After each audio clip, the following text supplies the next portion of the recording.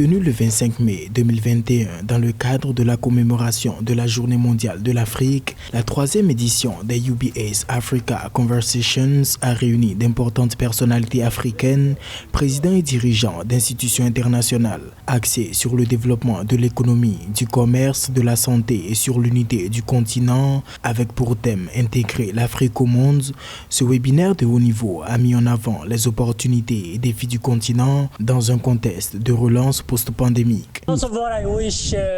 Ce que nous aurons dû faire, c'est de prévenir. Ça fait longtemps que nous sommes en crise. Ce que les leaders africains doivent faire, il y a une nécessité d'investir les uns chez les autres pour avoir une Afrique sécurisée. En Afrique centrale, quand on règle un conflit, un autre se déclenche. Nous devons changer de mentalité. Nous devons poser des actes en lieu et place des paroles. S'exprimant sur la Covid-19, le président Paul Kagame a reconnu que l'économie africaine a été durement impactée. Toutefois, pour le chef de l'État rwandais, l'Afrique doit compter sur elle-même pour une bonne sortie de crise. Mobiliser des investissements apparaît donc essentiel.